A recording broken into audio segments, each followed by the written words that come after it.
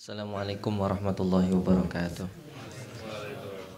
Alhamdulillahirabbil alamin wa bihi nasta'inu ala umurid dunya waddin. Allahumma shalli wa sallim wa barik ala sayyidil mursalin sayyidina Muhammadin sallallahu alaihi wasallam wa ala alihi wa ashabihi ajma'in, amma ba'd. Bapak-bapak dan ibu-ibu kaum muslimin dan muslimat, pada peserta dan jamaah halaqah tadabbur yang dicintai Allah, kita bersyukur kepada Allah pada pagi hari ini setelah menunaikan kewajiban kita kepada Allah, dan itu adalah merupakan karunia yang mahal. Kita berdoa mudah-mudahan kita dilanggengkan dan diberikan keistiqomahan, Allahumma amin. InsyaAllah kita akan menadaburi lanjutan dari yang kita tadaburi pekan lalu, masih surat Al-Baqarah, dan ada sebagian ayat yang masih ada kaitannya dengan tema kita pada pekan sebelumnya. InsyaAllah kita akan menadaburi ayat 182 sampai 186. Sekilas tentang yang kita kaji pekan lalu adalah esensi kebaikan, bahwa esensi kebaikan itu memang perlu simbol, tetapi simbol itu bukan segala-galanya. Ketika simbol itu diolok-olok, maka sebenarnya kebaikan itu bukan sekedar kita sholat ngadep timur, barat, selatan dan sebagainya, tetapi kebaikan adalah keimanan yang sudah dibahas kemarin. Kemudian orang-orang yang sanggup melakukan demikian adalah orang yang bertakwa. Kemudian dimensi ketakwaan yang lain itu adalah pelaksanaan hukuman dan juga termasuk berwasiat. Dan rahasia kenapa wasiat itu kepada orang tua, padahal biasanya namanya wasiat itu orang tua pada anaknya, itu sudah kita bahas pekan sebelumnya. Dan ini masih ada berkaitan dengan wasiat. Kalau kemarin di pertemuan terakhir itu orang yang mengganti wasiat, amanat dari yang memberikan wasiat itu berdosa. Nah, sekarang ini ada dari pihak yang pemberi wasiat. Kita membaca. A'udzu billahi minasyaitonir rajim. Bismillahirrahmanirrahim. Faman khafa min musin janafan aw ithman fa aslaha bainahum fala ithma alaih innallaha ghafurur rahim. Ini lanjutan sebelumnya. Jadi kalau sebelumnya siapa yang mengganti, ya, faman baddalahu ba'dama sami'ahu fa innama ithmuhu 'alal ladzina yubaddiluna. Kalau diganti, yang ganti dosa, mengurangi atau tidak melaksanakan amanah. Nah, sekarang dari pihak yang memberi wasiat, faman khafa min musin, yang pemberi wasiat itu kalau melewati batasan atau wasiatnya berbuat dosa, nah ini maka disebut fa aslah bainahum.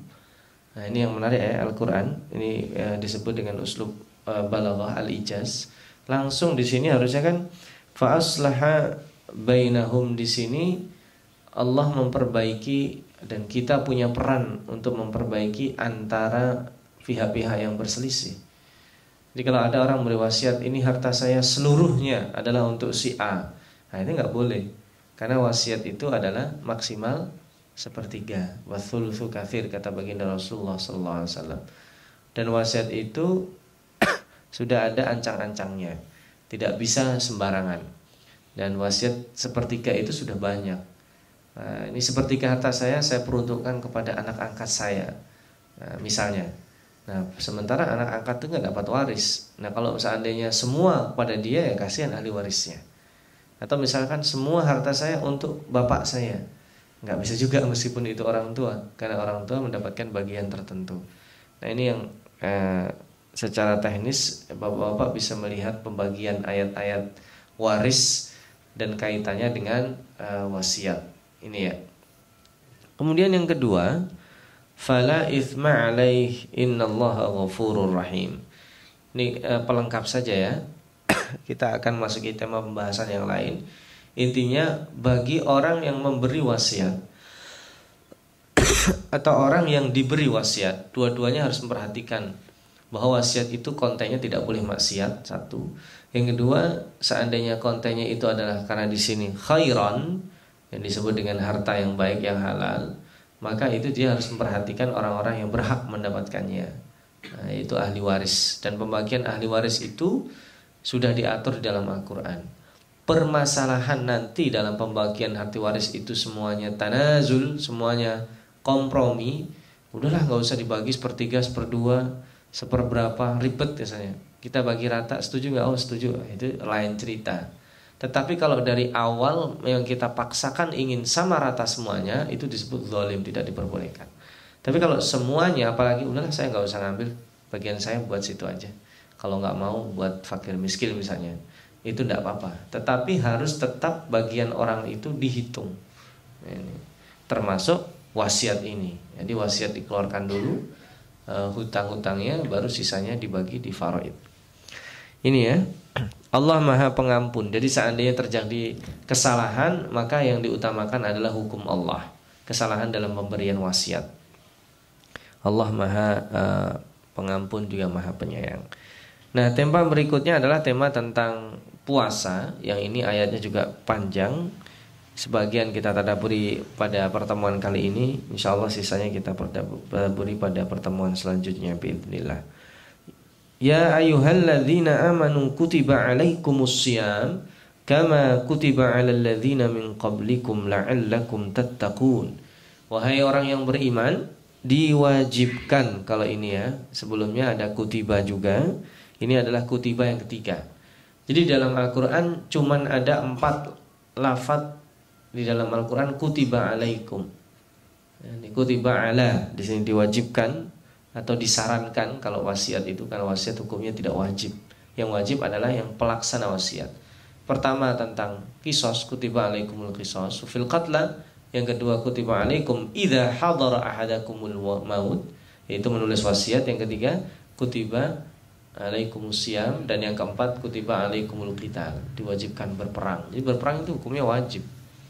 Jadi jangan diputus sampai di situ ya. Oh, habis ini kita pulang dari pengajian ayo kita perang, bukan.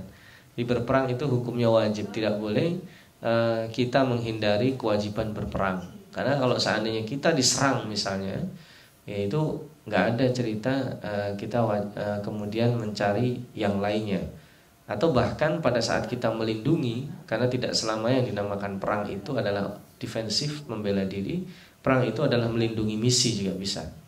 Ini lain waktu kita bicarakan ketika ayatnya sudah sampai mungkin. Tapi tidak boleh difahami bahwa wajib berperang berarti inti dari ajaran kita itu membunuh orang. Nah itu lain lagi cerita. Insya Allah jika ayatnya sampai kita tadabburi nanti. Nah, diwajibkan puasa itu sebagaimana diwajibkannya hal tersebut kepada orang-orang sebelum kita. Jadi kita bukan orang yang pertama melakukan puasa. Nabi Daud alaihissalam itu puasanya bahkan sehari puasa, sehari tidak. Nabi Adam alaihissalam bahkan juga berpuasa. Dan nabi-nabi sebelumnya berpuasa, cuman kita caranya tidak tahu. Nah ini yang menarik, nanti insya Allah kita bahas sejarah atau tarikh tasyrik berpuasa. Ayyaman ma'dudat, ini yang menegaskan bahwa puasa nggak bisa diganti. Ayyaman ma'dudat itu sudah maklum, sebagaimana haji. Haji dan puasa itu ayyaman ma'dudat, ayyaman ma'lumat, hari yang sudah diketahui, tidak bisa diganti. Kita di Indonesia mungkin barangkali nggak terlalu signifikan ya ini firman ini. Kenapa? Kita mau di bulan Januari, mau di bulan Agustus, mau di bulan Desember, mau di bulan Maret, puasa segitu-gitu juga. Tetapi ini sangat signifikan, sangat berarti bagi orang yang ada musim panas dan musim dinginnya. Nih kalau sekarang lagi susah-susahnya. Jadi dari sejak 2-3 tahun yang lalu sampai 2-3 tahun yang akan datang, itu puasa berat-beratnya terjadi di tengah musim panas. Maka silakan kalau bapak-bapak memvisualisasikan nanti puasa itu bulan Juli di negara misalkan seperti Kuwait yang bisa saja di situ mencapai 60 derajat. Coba bayangkan. Atau di negara Teluk ya, itu paling panas. Bahkan di gurun Sahara yang tidak ada penghuninya memang, itu bisa sampai 70-80 derajat. Kalau masih ada penghuninya masih di bawah itu. Tapi walau bagaimanapun Kita bisa nggak membayangkan panasnya itu 2 kali lipat yang sekarang kita ada di Jakarta ini kan 30-an ya. Itu 2 kali lipatnya itu. Atau bahkan seperti di Tokyo, di Gifu di tengah pegunungan itu di Jepang, di saat musim panas yang terjadi, kelembabannya sangat luar biasa. Jadi orang akan terkuras berkeringat. Belum lagi dia yang bekerja di tempat-tempat pekerjaan yang seperti itu. Nah ini akan sangat terbayang itu. Sangat panas sekali. Kalau gitu gimana kalau puasa diganti di bulan Januari saja? Nah itu kan sempat ada wacana seperti itu. Nah ini yang tidak boleh. Kenapa? Karena ayyam ma'dudat itu sudah harinya ditentukan.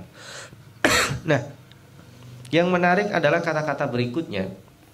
Ketika Allah berfirman, "Faman kana minkum maridun aw 'ala safarin fa'iddatun min ayyamin ukhra wa 'alal ladzina yutiqunahu fidyatun ta'amu miskin faman tatawwa'a khairan fahuwa khairul lah wa an tasumu khairul lakum in kuntum ta'lamun."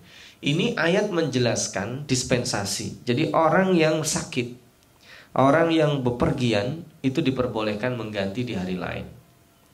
Meskipun nanti para ahli fikih itu karena sangat, kalau masalah fikih mereka itu terutama Abu Hanifah itu memerinci ini perginya jam berapa. Kalau perginya malam nggak ada rukhsah. Saya pergi misalkan ke Jawa, berangkatnya kan malam, sampainya pagi, nggak ada rukhsah, orang nggak puasa di situ, bisa makan-makan. Kalau perginya setelah sebelum fajar menyingsing itu juga tidak ada rukhsah menurut sebagian. Tetapi kita ambil pendapat jumhur bahwa yang dinamakan safar itu mutlaqus safar. Barang siapa bepergian boleh.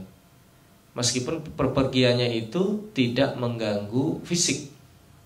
Ya sekarang pergi kan enak, ke Singapura aja cuma 1 jam.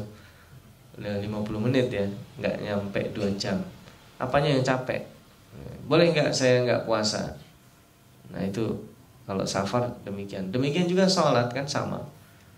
Nah ini illatnya itu bukan masyaqqah saja. Di dalam safar itu, karena kata Imam Syafi'i itu safar itu azab. Orang yang musafir itu diazab karena dia diazabnya secara fisik tidak biasa. Dia tidur di tempat yang tidak seperti halnya dia tidur, meskipun di hotel yang mewah. Dan dia jauh dari keluarganya. Maka Allah berikan dispensasi itu. Ada banyak yang mungkin kita tidak bahas, karena kita titik tekannya adalah ada dispensasi puasa. Beda dengan sholat. Sholat gak ada dispensasi. Sholat itu satu-satunya ibadah yang tidak ada dispensasi di sana. Bisa diri, nggak bisa diri ya duduk, nggak bisa duduk baring, nggak bisa baring terlentang miring, kanan nggak bisa, kiri nggak bisa bergerak apa-apa dengan isyarat. Bahkan sampai koma itu kewajiban keluarga memberitahu datangnya waktu sholat. Telinganya kita bisikin. Kemudian kalau diperbolehkan wudhu kita wudhuin, kemudian kita ajak sholat, kita tuntun. Kalau udah nggak bisa itu baru disolatin. Jadi itu. Dalam keadaan mukim sholat, keadaan safar sholat. Cuman safar ada dispensasinya, disebut dengan jamak. Menurut sebagian mazhab, jumhur ulama ada yang tidak diperbolehkan jamak, bolehnya qashar. Kan ada yang tidak memperbolehkan jamak ya. Karena ayat jamak itu tidak ada, adanya qashar. Jamak itu dengan hadis ya. Tapi jumhur ulama memperbolehkan, terutama mazhab Syafi'i.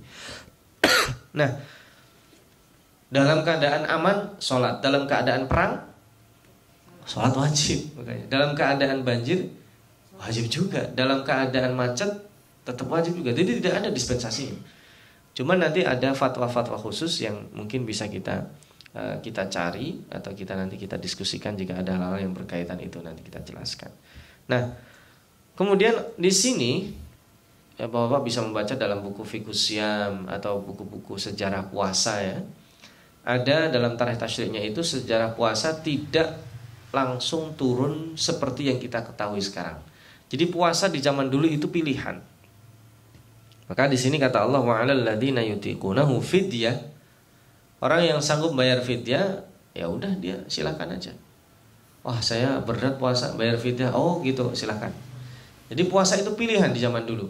Di zaman pertama turun ayat ini itu pilihan.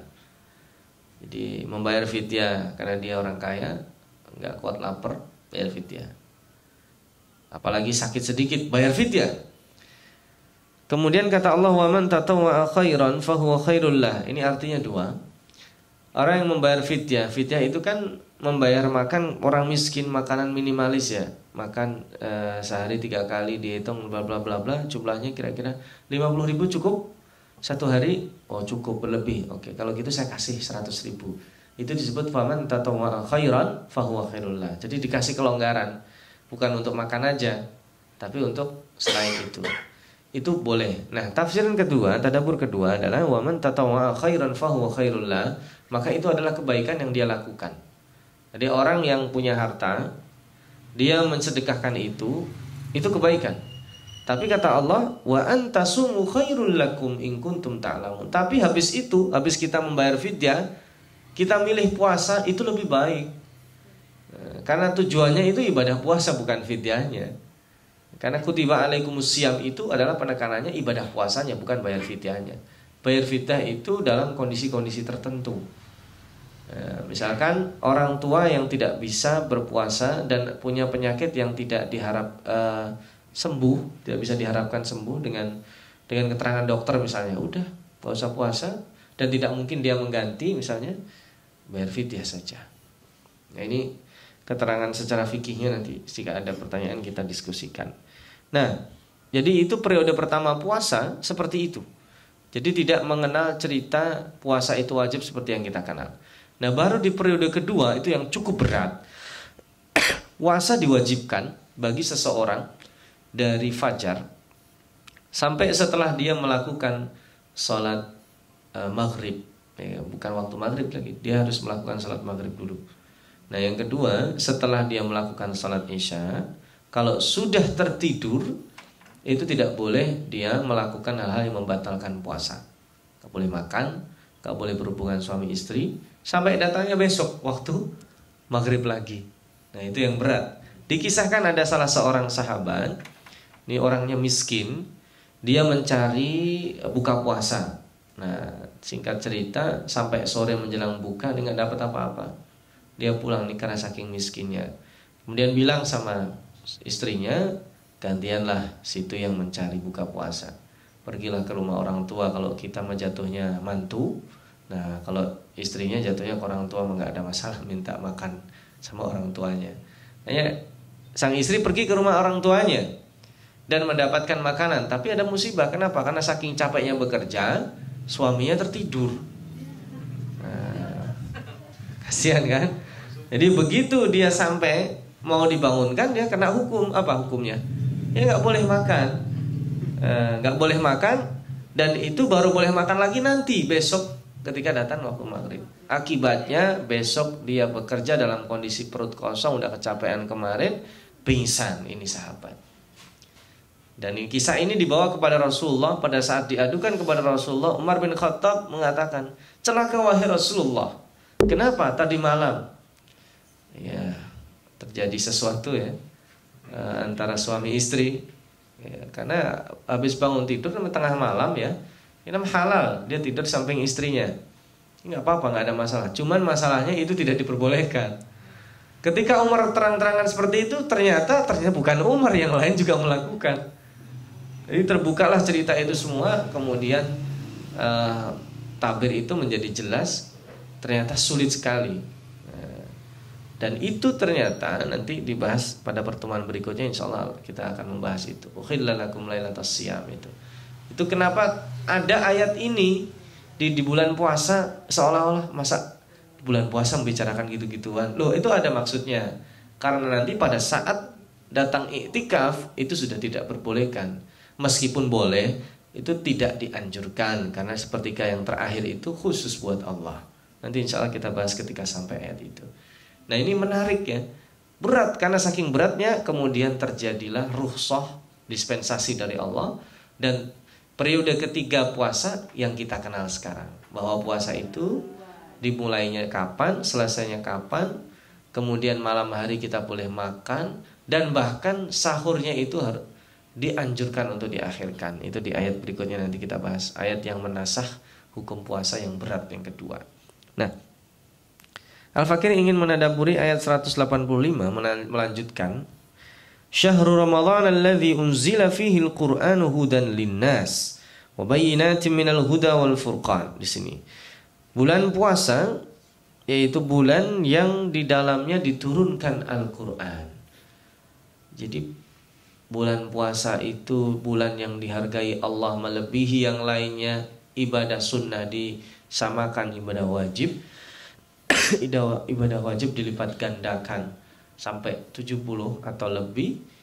Ini karena ada apa? Karena ada peristiwa penting malam itu.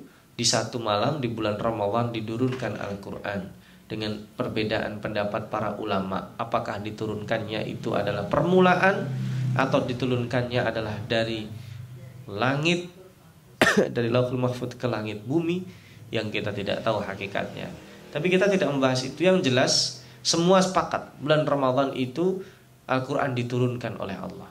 Dan malam yang dijadikan fasilitas turun itu disebut dengan malam Lailatul Qadar. Dan malam Lailatul Qadar itu dihargai oleh Allah SWT melebihi khairun min alfi syahr. Bukan sama dengan, tapi melebihi ya. Dan melebihinya itu tidak sama perbandingannya. Muqaranahnya, perbandingan itu muqabalah ghaira tammah disebut. Kenapa? Lailatul Qadri malam dibandingkan dengan entitasnya. Laila harusnya kan khairun min alfi laila. Malam lebih baik dari 1000 malam, tapi tidak. Malam lebih baik dari 1000 bulan. Artinya personal dibandingkan jamaah. Itu komunitas. Jadi ada ternyata satu orang itu nilainya lebih baik dari 1000 komunitas. Satu komunitas anggotanya bisa 1000, bisa 10, bisa 50, bisa 100, bisa 200. Tapi masih kalah komunitas yang 1000 itu dengan satu orang yang bersentuhan baik kualitas sentuhannya dengan Al-Quran. Jadi kalau kita ingin lebih baik dari 1000 komunitas, caranya apa? Perbaiki interaksi kita dengan Al-Quran. Nah ini yang pertama. Yang kedua, Syahrul Ramadan, Allah ingin menekankan di bulan Ramadan ini adalah bulan rekayasa kebaikan. Kenapa di bulan ini kebaikan itu mudah? Keluarin sedekah. Orang puasa gak sulit. Kenapa? Semua orang puasa, ya kan? Yang sulit malah yang gak puasa. Dia makan, kelihatan kakinya doang, tutup. Sulit kan? Jadi yang tidak puasa malah sulit. Itu yang diharapkan Allah. Allah buat rekayasa. Dan kalau bisa sekarang ini kita buat rekayasa. Orang mau berzina kalau bisa sulit. Jangan sampai sebaliknya. Orang bangga ketika dia berzina. Orang bangga ketika dia berbuat maksiat. Kita harus membuat rekayasa sebaliknya. Dulu saya masih ingat, zaman dulu orang mau pengajian misalnya, itu mungkin berat ya. Tapi kalau sekarang hari gini nggak ikut pengajian, itu kan ya. Saya masih ingat fenomena sekarang majelis taklim ibu-ibu, ada beberapa hal positif, beberapa hal negatif ada. Tapi yang menarik sekarang kalau ada di lingkungan seperti ini nggak ikut pengajian, itu dalam tanda kutip akan dibilang hari gini nggak ikut pengajian. Itu kan salah satu bentuk rekayasa. Maka kalau bisa hari gini nggak sholat, ya, dia nggak sholat malu. Hari gini masih buka aurat misalnya. Tapi justru sebaliknya, hari gini masih ditutup-tutup. Hari gini nggak pacaran. Nah ini yang na'udzubillah min dzalik, ketika rekayasa itu sebaliknya. Maka Syahrul Ramadan ini bulan rekayasa kebaikan. Diharapkan ketika kita terbiasa terekayasa dalam sebulan, itu dalam 11 bulan lainnya itu masih sisa itu. Rekayasa itu masih ada. Kita masih terekayasa. Makanya bulan rekayasa itu nanti dilanjutkan, di breakdown. Setiap bulan kita disunahkan puasa 3 hari. Nanti di breakdown lagi per minggu. Terus bahkan bagi yang sanggup nanti dia melakukan puasa Daud. Tapi yang lebih disunahkan itu puasa Senin dan Kamis. Tapi kita nggak membahas secara fikih itu ya. Itu artinya ternyata Allah membuat kita terekayasa untuk kebaikan. Karena manusia harus dibimbing dengan demikian. Nggak bisa istilahnya, oh ini urusan pribadi. Kenapa Anda mengganggu saya mau berzina atau tidak, urusan saya sama Tuhan saya. Oh nggak bisa dong. Kalau membiarkan itu satu, nanti ada yang lain membiarkan, nanti yang terjadi sebaliknya. Karena kaidahnya pernah kita sebut berkali-kali ya, idza kathurul munkar shara ma'rufan. Kemungkaran kalau udah banyak menjadi ma'ruf dia. Loh, jadi halal dong? Bukan. Yang meninggalkan kemungkaran justru dia yang menjadi mungkar. Semua orang minum minuman, ada 2 orang nggak minum minuman, dia yang jadi mungkar. Semua orang buka aurat, ada 2 orang tutup aurat, dia yang jadi mungkar. Semua orang melakukan kejahatan kecuali 2 orang, dia yang jadi mungkar. Semua orang korupsi, 2 orang ini jujur, ya hari gini jujur, dia yang jadi mungkar. Ini yang jadi masalah ketika kita terekayasa dengan kemungkaran. Nah, ini yang kedua. Yang ketiga, Allah turunkan di sini hudan, petunjuk bagi manusia. Kita sudah membahas ya, sudah pernah ya. Hudan itu petunjuk umum bagi seluruh manusia. Al-Quran itu tidak eksklusif. Petunjuk bagi seluruh manusia. Wa bayyinatim minal huda. Huda di sini diulang 2 kali. Berbeda antara hudan yang pertama dengan huda yang kedua. Yang pertama itu umum, yang kedua spesifik. Wa bayyinatim minal huda wal furqan. Dia penjelas dari petunjuk yang dikhususkan bagi orang-orang yang mau. Kalau yang pertama itu peta yang umum. Jadi kalau Anda memasuki, enter masuk ke dalamnya, maka akan ada lebih petunjuk yang spesifik dan pembeda antara keburukan dan kebaikan. Furqan itu bukan hanya kebaikan dan keburukan, tapi di situ ada prioritas. Maksudnya apa? Kalau untuk membedakan hitam dan putih itu mungkin relatif mudah ya. Sekarang kalau membedakan mana yang lebih putih, antara kertas atau antara peci yang saya pakai, nah, orang kan pasti mikir mana ya? Mana yang lebih putih antara yang ini atau yang itu? Nah, itu yang disebut dengan pembeda yang jeli. Atau di situ nanti dikenal dengan fikih prioritas atau fikih realitas. Ar-ribat misalnya. Ar-ribat itu sunnah. Kita menunggu sholat ke sholat, iktikaf di masjid dari maghrib ke isya. Tapi begitu datang banjir di samping masjid musola kita, wah saya ribat aja. Nah ini nggak bisa, nggak tahu prioritas, nggak bisa furqan dia.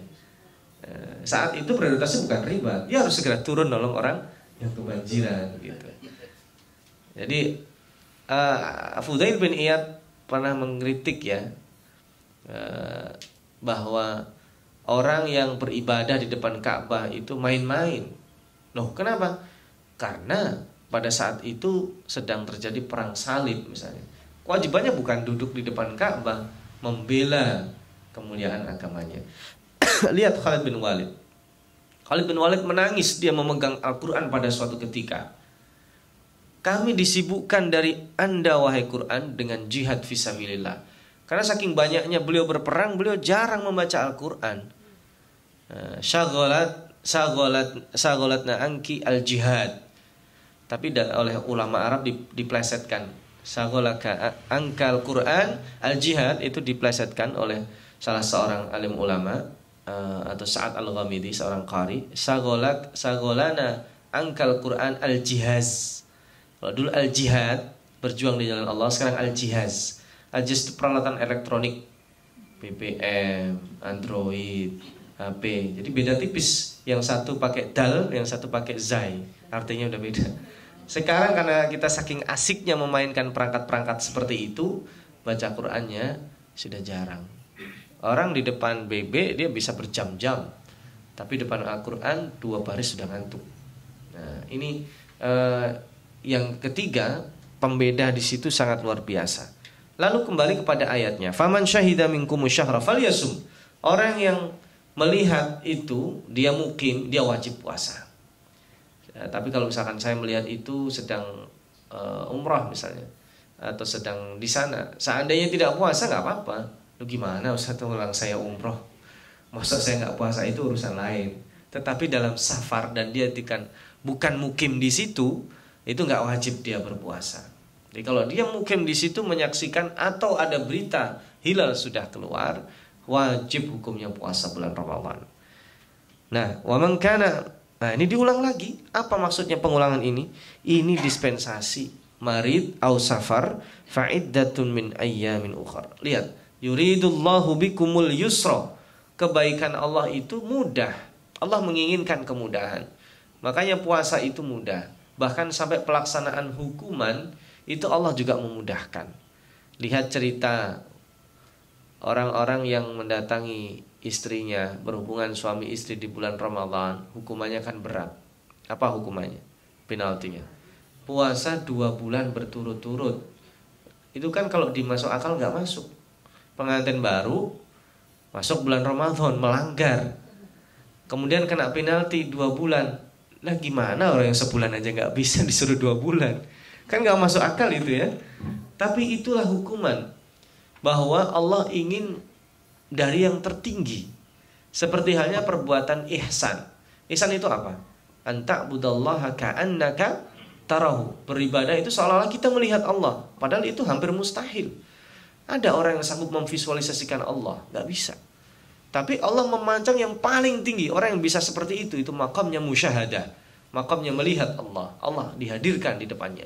Tapi kalau fa'ilam takun tarahu fa'innahu yarak. Kalau nggak bisa, kita visualisasikan seolah-olah kita dilihat Allah.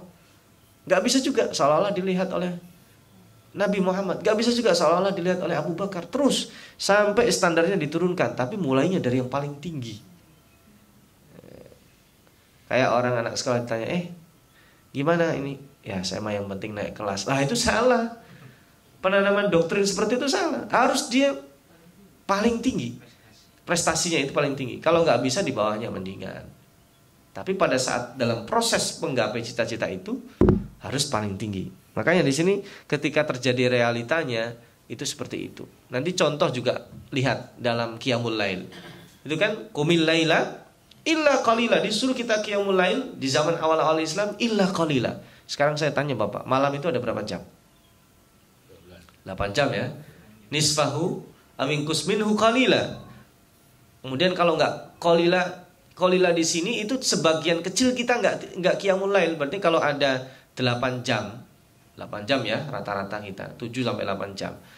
Qumil laila illa qalila itu qiyamul lailnya berapa jam? Dari 7 atau 8 jam katakanlah.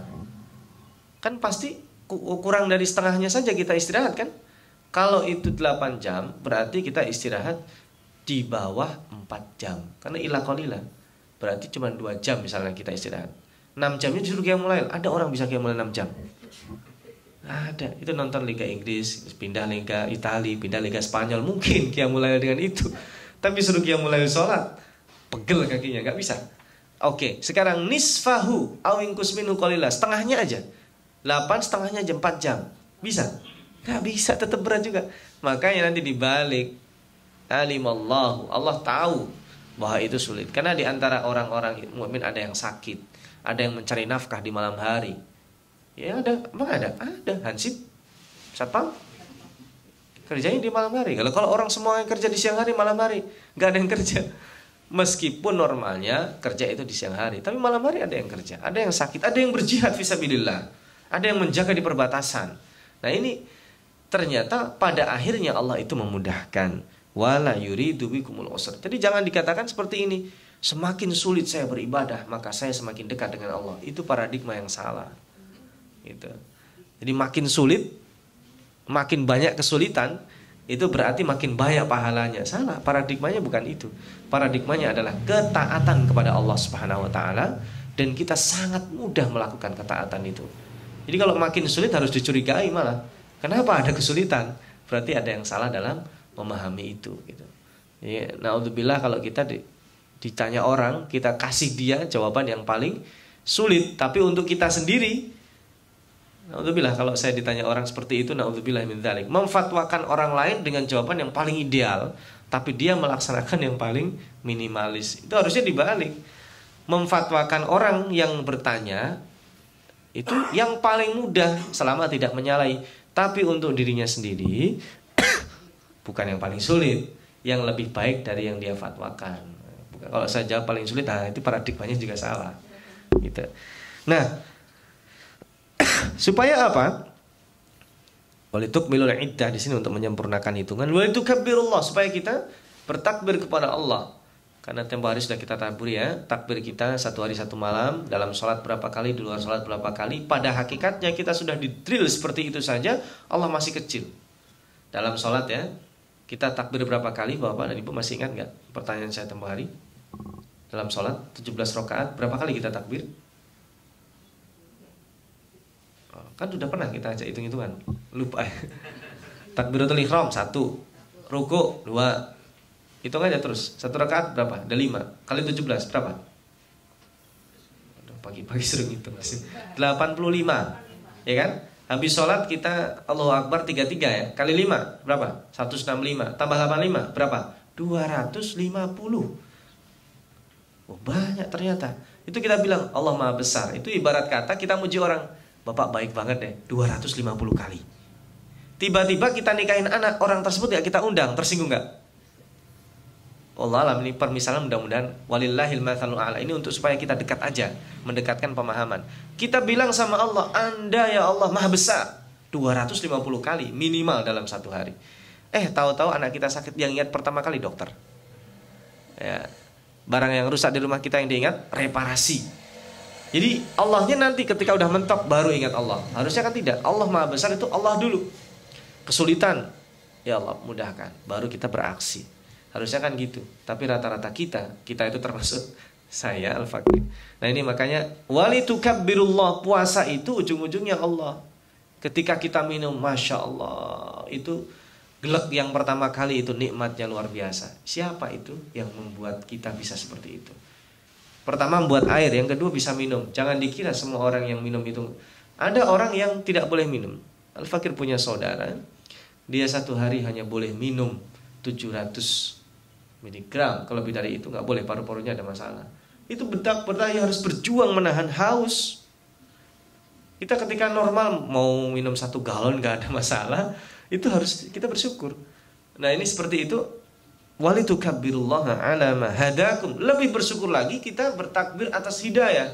Kita diberikan petunjuk, wala'allakum tashkurun. Makanya wala'allakum tashkurun itu penyempurna la'allakum tattaqun. Kita sanggup berpuasa harusnya bersyukur. Betapa banyak orang nggak mau puasa pada saat sudah direkayasa. Lah kalau di bulan Ramadan nggak mau puasa, jangan harap di luar Ramadan dia mau puasa. Di bulan Ramadan dia nggak mau dekat dengan Al-Quran, jangan harap di luar bulan Ramadan seperti itu. Karena sudah direkayasa kebaikan seperti itu aja nggak mau. Makanya pada saat kita muda, kita bersyukur.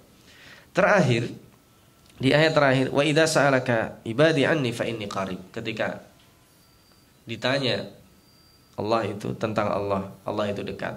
Lihat jawabannya, fa inni qarib. Harusnya kan fa idza sa'alaka, ketika Anda Muhammad ditanya tentang aku, harusnya kul, katakan. Harusnya gitu. Tetapi Allah ingin melepas jarak ini seolah-olah langsung fa idza sa'alaka. Kalau kamu ditanya ibadi anni, hambaku bertanya tentangku, fa inni qarib, aku sangat dekat. Harusnya kan katakan Muhammad bahwa aku sangat dekat. Itu psikis bahwa Allah sangat dekat. Qarib di sini tafsiran ulama banyak sekali. Yang jelas qarib di sini bukan qarib hissi, bukan dekat secara fisik. Dekat di sini dekat maknawi lebih, karena aqrabu ilaihi min hablil warid. Allah itu lebih dekat dari nadi yang ada di leher kita. Nah berarti Allah di dalam diri kita. Jadilah kita wahidatul wujud. Nah itu keblinger dalam memahami ayat tersebut. Bukan, maksudnya lebih dekat, sangat dekat.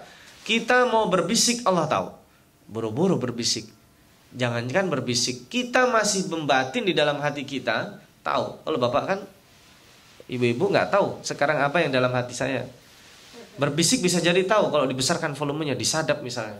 Tetapi yang tidak ada sehebat apapun alat penyadap di dunia ini yang tahu bisa menyadap apa yang ada di dalam hati kita. Nggak ada. Nah itu luar biasa kedekatannya seperti itu. Untuk apa? Kedekatannya bukan untuk mengawasi kita. Betul Allah mengawasi kita, tapi di sini kedekatannya adalah tema ujibu da'watad da'i idza da'an. Kedekatannya adalah untuk memberikan fasilitas. Kalau Anda minta saya kasih. Dan di dalam agama kita meminta kepada Allah itu ibadah. Meminta kepada orang lain bisa jadi merendahkan martabat. Minta tolong kepada orang lain bisa jadi kadang mengganggu. Tapi meminta ibadah kepada Allah itu ibadah. Justru orang yang tidak berdoa, dia bermaksiat kepada Allah. Makanya kalau ada satu hari kita tidak berdoa, saking sibuknya, setelah salam sholat itu Allahumma lantas jalan, ya bukan dibaca Allahumma antas salam, dia sampai tidak sempat berdoa, membaca doa makan pun gak sempat, saking laparnya, saking sibuknya. Tidur juga begitu saja tidur, bangun tidur langsung. Itu naudzubillahi min dzalik. Kita hari kita tidak berkah. Dalam satu hari dalam hidup kita itu harus banyak nafas kita meminta kepada Allah. Meminta sama Allah kan kaitannya kita dengan apa? Mintanya apa aja Ustaz? Ya apa saja, silahkan. Hubungan kita dengan Allah itu dekat tanpa ada perantara. Loh, Lalu apa itu yang masalah tawasul, itu lain cerita. Dan tawasul di sini ikhtilaf. Yang muttafaq bainal ulama itu tawasul bi asma'illahil husna bi sifatihil ulya. Allahumma inna nas'aluka bi asma'ikal husna wa sifatikal ulya. Wa nas'aluka bi kulli ismin huwalak sammaita bihi nafsak. Itu ada hadisnya. Kita bertawasul dengan Allah itu muttafaq, diperbolehkan. Yang ikhtilaf itu bertawasul kepada Nabi Muhammad setelah beliau meninggal, kepada orang-orang saleh ketika sudah meninggal. Di situ ikhtilaf bainal ulama. Ada yang membolehkan, ada yang tidak membolehkan. Pada saat Nabi Muhammad hidup kita datang minta didoakan, boleh. Tapi kan kita nggak mungkin. Pada ada orang saleh, dia masih hidup kita datangi minta didoakan, sangat boleh sekali. Karena kita tidak tahu, jangankan orang soleh seperti itu, anak kecil siapa saja, kita harus minta didoakan oleh orang sebanyak mungkin orang itu. Karena kita tidak tahu dari mulut siapa doa dikabulkan. Tetapi begitu orang itu sudah meninggal, terjadi ikhtilaf bainal ulama. Maka ketika terjadi ikhtilaf bainal ulama, Al-Fakir sudah tidak mau membahas itu lagi. Ada yang mengatakan oh nggak bisa tawasul. Ada yang mengatakan oh boleh tawasul, ada dalilnya. Tapi inti dari itu, terlepas dari tawasul itu, Allah sangat dekat sekali. Jangan katakan seperti ini, apa ya Allah hak saya setiap hari berbuat dosa, malu saya meminta kepada Anda. Lah, kalau malu meminta pada hal-hal yang lain, minta ampun aja. Ya kan? Meminta ampun itu adalah permintaan yang paling utama, zikir yang paling utama menjelang subuh. Ya kan? Wal mustaghfirina bil ashar. Ya, jadi beristighfar ya di waktu sahur itu zikir paling utama. La ilaha illallah bagus, subhanallah bagus. Tapi menjelang azan subuh, pada saat waktu sahur itu zikir paling utama adalah istighfar, meminta ampun kepada Allah. Falyastajibuli, maka akan aku kabulkan mereka, wal yu'minu bi, dan mereka harusnya beriman kepadaku, la'allahum yarsyudun, supaya mereka mendapatkan petunjuk yang benar.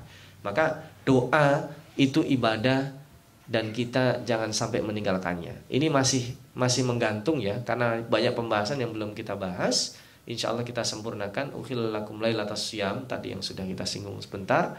Ada makna-makna yang bisa kita gali di sana. Ini sementara yang bisa Al-Fakir sampaikan. Mohon maaf atas kekurangan, dan bila ada hal-hal yang disampaikan kurang benar atau ada kesalahan. Sementara Al-Fakir tutup, silakan nanti seandainya ada yang mau didialogkan. Assalamualaikum warahmatullahi wabarakatuh.